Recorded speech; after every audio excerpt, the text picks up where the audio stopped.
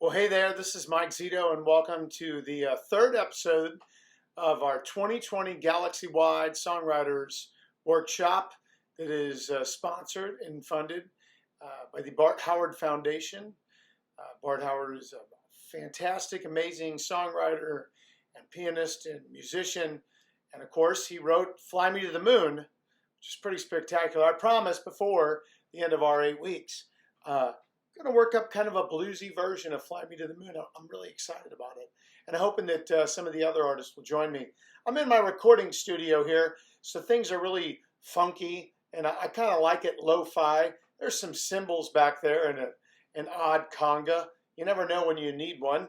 And, guitar toys and everything. This is where I write my music and play songs and record albums. And I like everything to kind of be around. You never know when some inspiration will hit. So that's where I'm at. We have an exciting guest this week that I think brings a new aspect to our quest for what it takes to write a good song or different aspects of songwriting. And her name is Danielle Nicole. She's from Kansas City, and she's Kansas City royalty in my book. She comes from a family of fabulous musicians. She had a band with her brothers called Trampled Under Foot that were very successful. And her latest album called Cry No More was nominated for a Grammy.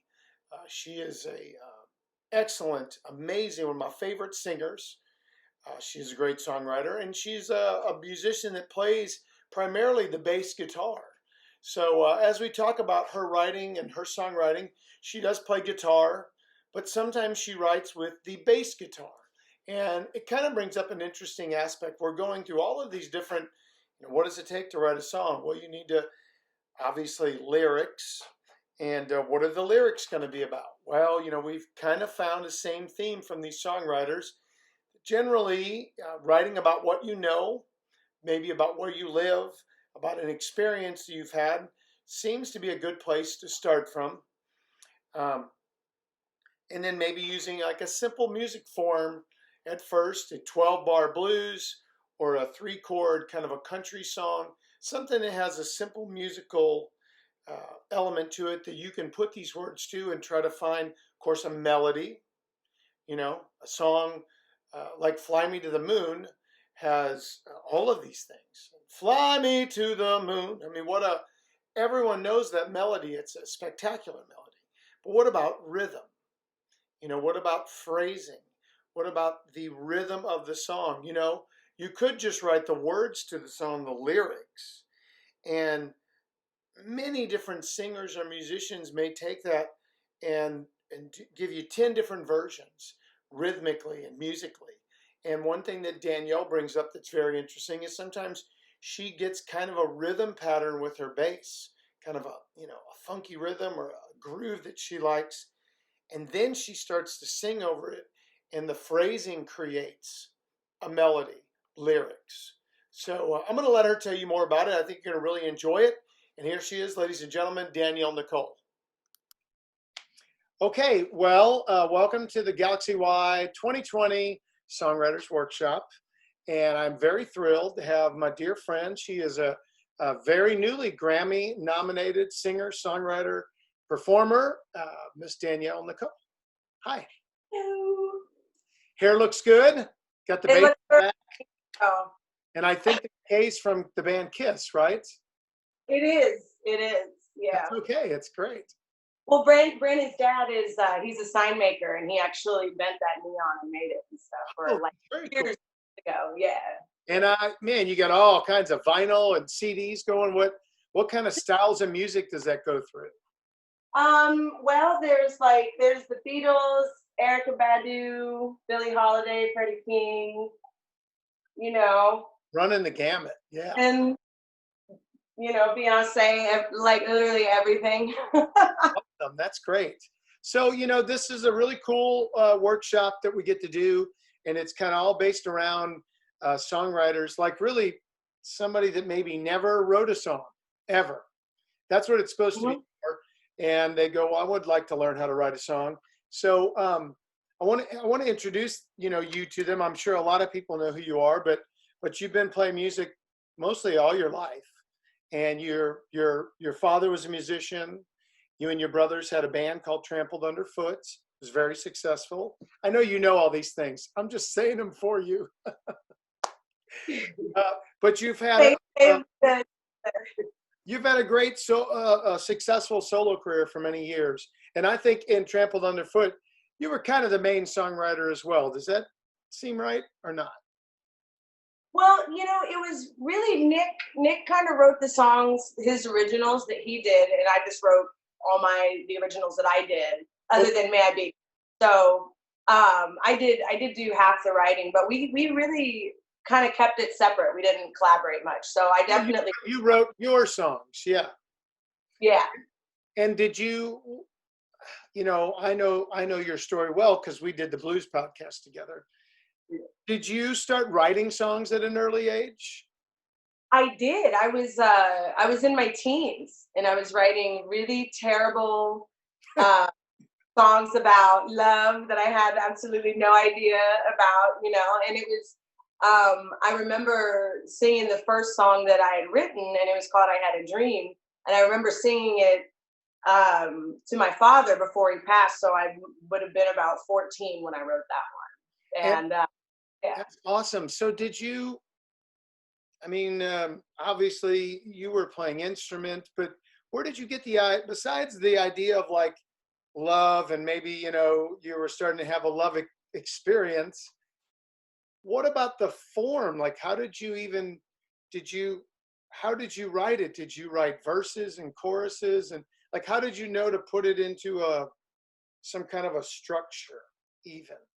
Well, I think just listening to so many songs and really, it's not so much about having the formulas, but understanding the difference between what is a verse, what is a pre-chorus, what is the point, what is the lyrical point of a bridge, finding out what those really are. And I didn't really do too much studying, but just for me, it was just really just listening. And as a singer, learning the words really helps to know the story of the song. But once you start learning and just hearing songs over and over again, you understand that like a bridge is a powerful moment that can bring closure to a song, or it will put a new perspective on it. But then you come back to the main idea as well. It's part of it, So I think I just came to this kind of realization that, what a verse is for, what a pre-chorus is for. I didn't necessarily take any classes. That was kind of how I had approached it. Yeah. Because, I listen to a lot of Aretha Franklin and stuff, and it's like, it's the hook. It's all about the hook, and all that, so that in my head as well, it's that hook, it's that groove, and right. You just see in documentaries and at producer documentaries, they're like, gotta have that hook. That's Michael Jackson, he had that bass line. So yeah, listening to music, you probably didn't, like you said, you didn't even realize it. You had an idea of how a song goes. So maybe your first song wasn't based on some other song, but on just many songs you heard. You had an idea that, it'll go like this. It just kind of made sense to you. It did, yeah, for sure. And it was, it was like like a 12/8 blues kind of ballad tune. And my parents were really heavy into blues, and so that had a real heavy influence on my writing, and it still does today.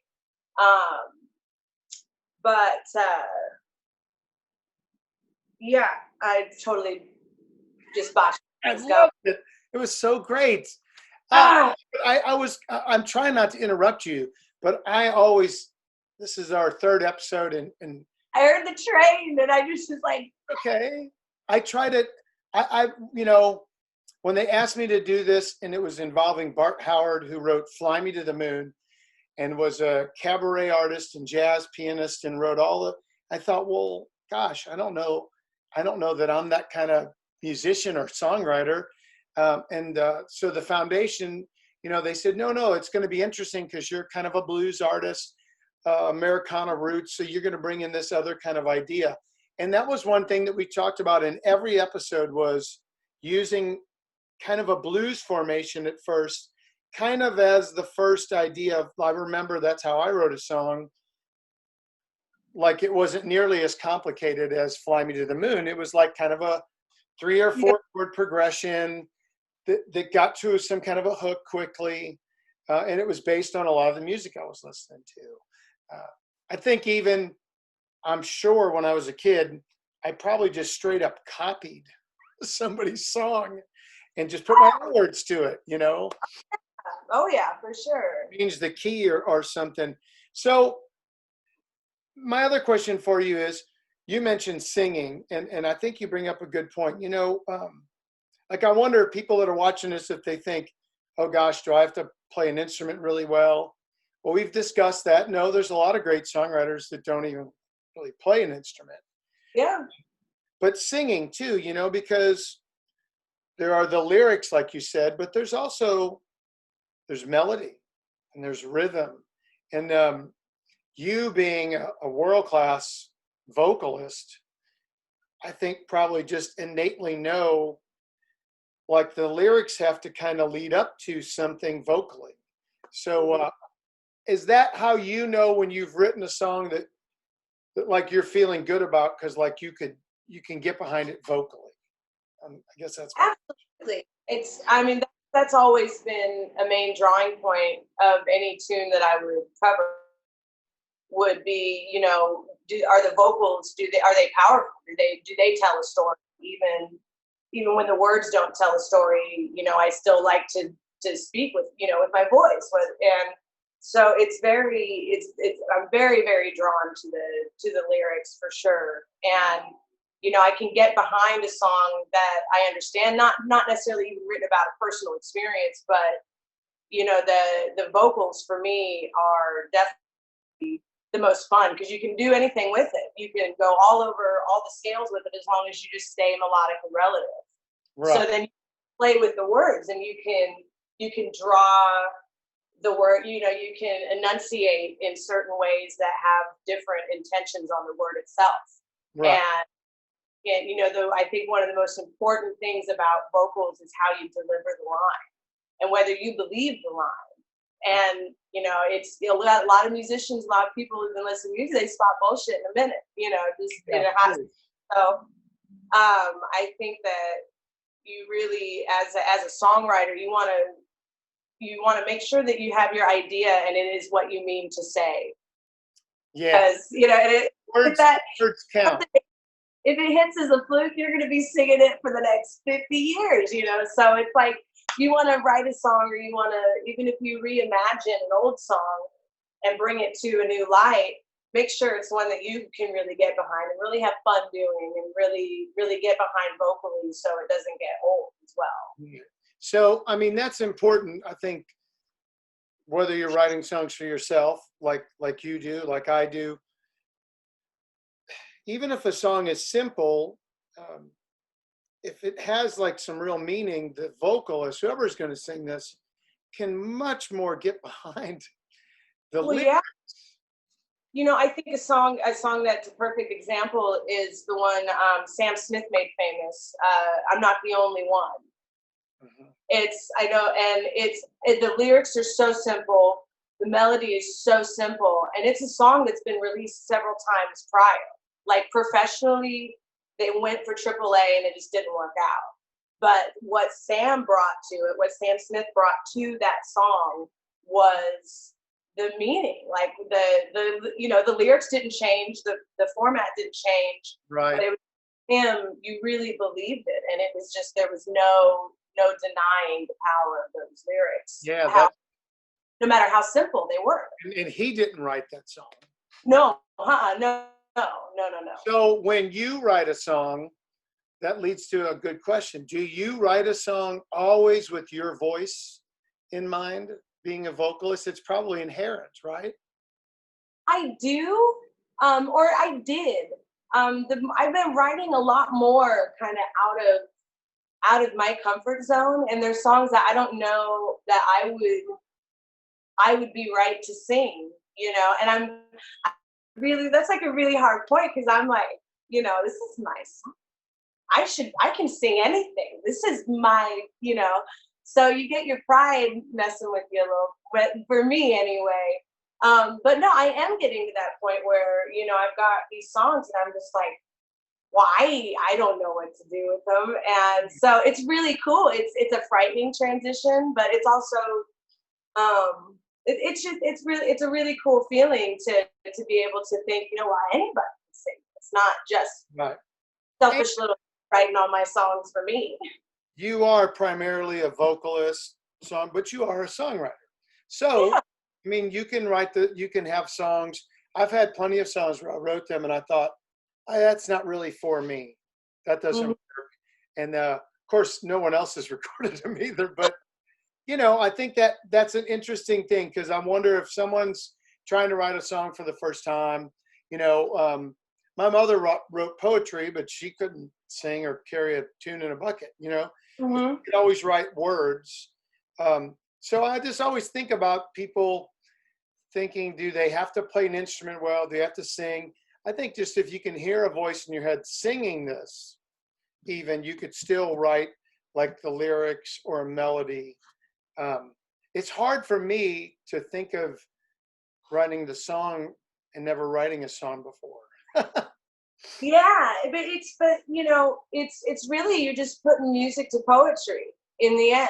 Yeah. Like, and is the thing about poetry is it doesn't always have to rhyme, but it used to. Right. Yeah. It, Exactly. it evolved and it's a very loose word now. What poetry is. I mean, to me, that's what it really is. Right. Do you always write? And so you're thinking more percussively than you are melodically. Right. Because you want it to fit in the same space. And I write really percussively as well in the way that I would say. Like you're talking about phrasing.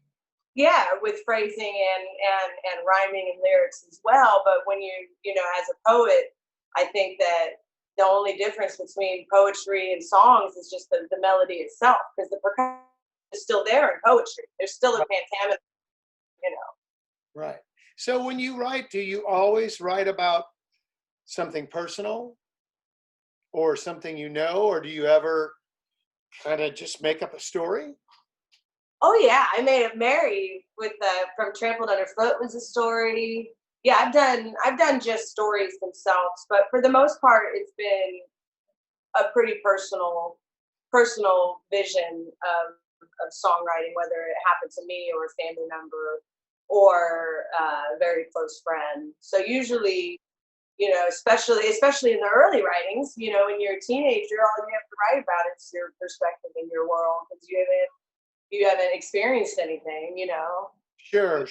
Do you remember when you wrote a song and you were like, what's that about? Where's this coming from? Did you? Yeah, right. When that happened?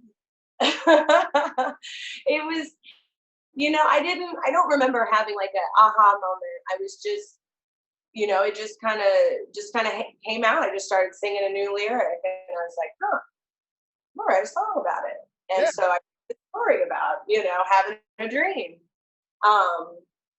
And just kept writing from there. But it was definitely a lot of the personal perspective goes into the writing for sure. Okay. And that also ties in with me personally, with lyrically being able to tell the story in a believable manner, so I can write about it and I can imagine it, but I think the songs that are really dear to me and really happened are in my surroundings.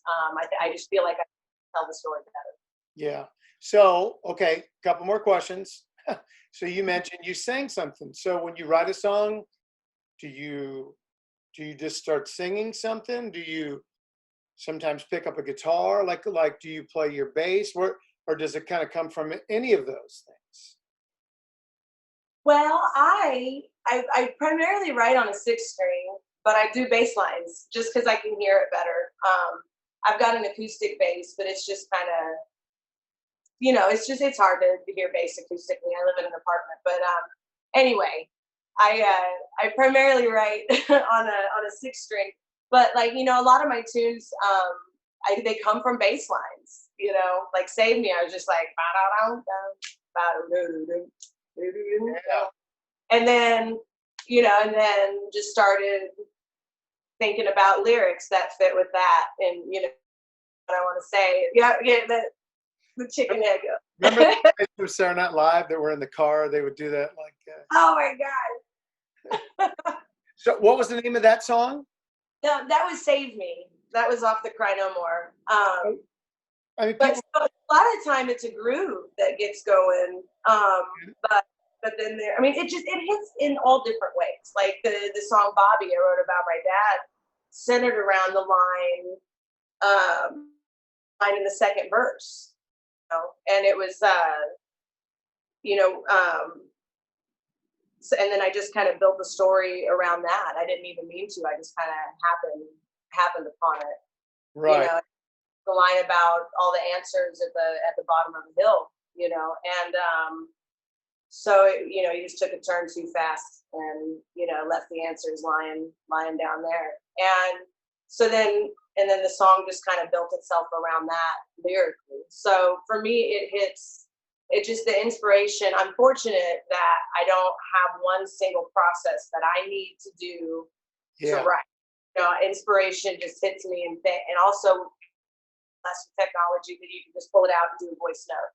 And so yeah, it hits in all different perspectives. But the thing is like when it hits, I have to get it down. I can't be like, oh, I'll remember that when I get home. Right. It's gone. I agree. And you know, I mean, I have my phone like right here all the time, and I've got, I don't know, there must be 100 things you're talking about. But what I found Yeah, is, there if was in I this. don't go finish it right now, or really try to finish the song, it'll go away. Like, Yeah, you have to. I personally, I have got to get it out as well. And even like, and then even when I go to jot it down, a lot of times when I revisit it, I don't remember. I can't put myself back in that zone. You know, so I'm somebody that needs to really jump on that opportunity when it comes and really just crank out enough of an idea that I won't lose that got feeling. a tune, right? All right. So one more. This is just kind of fun. Is there? Uh, I don't know. When you, let's say you have to write, like you're going to make a record, it's time for you to start writing. It's not just you're writing, maybe you're thinking of a tune. Do you write in the morning, late at night, you know, after midnight? Is there like a thing that you do, like a process where you're like, okay, I'm going to start writing? Like I know me, if I have a record to make and I have to write songs, and I'm going to do it very early in the morning, always. I early morning or late night for sure. Like I'll be even late in bed and it'll be like 1:30 and I'm just like I get up and go to get I gotta get knowing I gotta be up at 6:15 to get the boys to school. I'm like, I gotta get this out or I'm gonna regret it. You know, I know I'm gonna regret it. But I love the early morning. I like to write with hot coffee too. Yes. And so I just it's just something that goes hand in hand. It's something, you know, about 6 p.m. at night in July is not No, my idea of coffee I time. agree. Definitely early morning or late night kind of thing too. That seems to be that, you know, everybody I've asked, that kind of seems to be the same thing. Um, I think early morning is best because you haven't got into this process of the day, like your duty Yes, responsibilities. It's still. the clock because you clock, you know, by 2, 3 p.m. It's just you know because you just go you're working all the time, you know. And if I have a full day to dedicate to writing, which I usually would have to leave the city to do that, like, you know, I can sit in my hotel room and write for hours, you know, if I don't have much to do. But especially when I'm home, and it's not negative distractions, but you know, I'm mama 24/7 when I'm home, so I have to, you know, I write mostly on the road, or I force myself to do some kind of pre-production and find a reason where I just, you know, I'm just not, because I get into mom mode when I'm home, and then I'm like, well, I need to spend every waking moment being mom, and it's not realistic, and it's not healthy, but I'm working on it. Yeah. I understand, no. Yeah. So lastly then, do you always write songs, or do you write songs when you need to write songs? I'm always writing, and I like that. But I want to do the songs before they're recorded, and that usually Okay. backfires on me because, like, by the time Save Me was released, I was like, all right, we've already done this song 100 times, in 100 shows, and so there was already a lot of live footage on it. I just get too excited when I'm constantly writing all the time. So it's not one of those, well, I'm just going to sit down and write an album with a purpose. I'm always trying to continue to write, to keep my mind sharp, to keep the process going, and it's been really difficult the last couple months trying to do it. I've been in my apartment for 3 months now straight, the kids have been here as well. And it's not, like I said, it's not a negative thing having the distractions. It's sometimes you do have to force yourself to be creative and find that will, and buckle down and do it, because inspiration, it's a treasure to have it, and when people start wanting results, you have to be able to give those results if you want to be a successful songwriter. Yeah. I've never been a songwriter like what I consider like a songwriter, like a Gary Nicholson, or Yeah. like somebody that like can write you a song, like Yeah, and it's write like, you a song. you hear, like, the songs that Bruno Mars wrote for other artists, or these mega stars are writing for other people.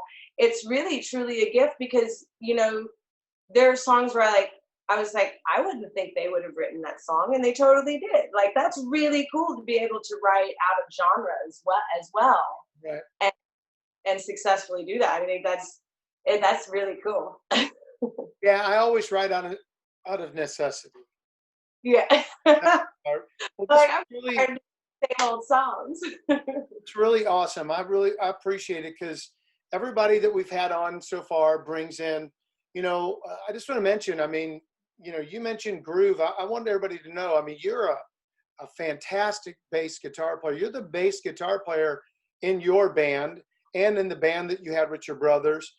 And so that's obviously impact your songwriting. You mentioned like you're playing a groove sometimes, and then you're kind of phrasing and getting an idea for how your song's going to go. Our first artist was Elizabeth Doyle, and she is like a world-class jazz pianist that writes for musical theater. So, and then this last week we had Paul Thorne. So I want everybody to know that, like, everybody we're having it's like the same thing. We're all coming from the same place, but everybody's different. You're still writing about what you know and what you feel comfortable with, and it's personal. But you've mentioned more than the other two about groove, rhythm, phrasing, obviously, because, I mean, you're a bass player. So Yeah. your songwriting. Well, I mean, as far as the phrasing goes, that was Aretha and Etta and Bonnie. Like, they could deliver a line that just cut you straight to the root, But in rhythm, like, you love their rhythm singing. Yes, absolutely, absolutely. And the way that they play against the beat, almost like a bass player does. I think that drew me a lot to it. I mean, just like, yeah, phrasing. I mean, it's so important. It's so. That's perfect. That's a great place for us to end, because we hadn't really got there yet, and I think that's important. That even if somebody writes some simple lyrics, there's so many ways you could take that rhythmically. I mean, you could give that to different artists and it would go all over the place, and the right rhythm or phrasing could really make it like become a hit or something, Yeah, absolutely. That's great. Thanks for doing this. It's great to see you. Do you have anything that you want to tell us about? I know all your music is at DanielleNicole.com. DanielleNicolemusic.com. DanielleNicoleMusic.com. And I mentioned you were nominated for Grammy. What was the name of the album? Cry No More. Yeah, it's a great record. That's a great record. And a side note, and I know the whole story, I won't make you tell it, but you recorded a great song by a great songwriter. Very famous songwriter. Yes, Mr. Bill Withers. Mr. Bill Withers, who unfortunately passed away recently. Mm-hmm. So what that's pretty amazing. You got to record this song of his that hadn't really been released before. It hadn't been released. He'd written it back in the 70s, and it had never gotten released, but just on a fluke chance, when we were recording our record, I got to meet him, and he gave me a CD with the song Hot Spell on it. And I mean, it was really, really cool. Yeah. Well, it's a great tune. You do it great. And that's on the new album. So we encourage anybody watching to go and buy your new CD. You've been stuck home for 3 months. Buy. Yeah. Hey, it was great to meet you. Thank you, Danielle. Oh, absolutely. Mike, thank you so much for having me. It's always great. All right. Well, wasn't that cool? Danielle is awesome. I'm a big fan, and I have been for years. I've had the honor of getting to sing with her on stage and perform with her, and she's a lot of fun. She's really talented. Make sure you check out her music, please. If you haven't heard that album, it's a really good one. And that Bill Withers song, man, I remember when I heard the album, and I messaged her and I said, man, did you write this song, Hot Spell? I said, man, this song is awesome. And she said, no, I wish I had. It's Bill Withers. Of course, Bill Withers is, oh, got a text, folks. Sorry. Anyway, make sure you check it out. It's a really good record. And hopefully she brought some new influence into our songwriting. If you're going to sit down today and maybe consider writing a song and it's, where do I start? Where do I start? What if you start with a beat? What if you find a rhythm? My dad listened to big band music, so I always like swinging music. I always like swing, and I think that's why I always like blues music. There's a great element of swing in blues, but think of a rhythm that you like. What's a song that you like the rhythm, the drum beat, too? Maybe you can utilize that drum beat to influence some lyrics, a story, a song.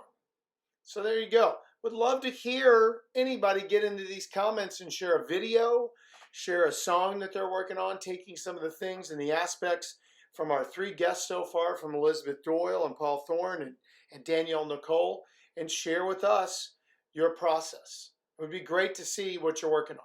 I hope you enjoyed this. Thank you again to the Bart Howard Foundation, and we'll see you next week.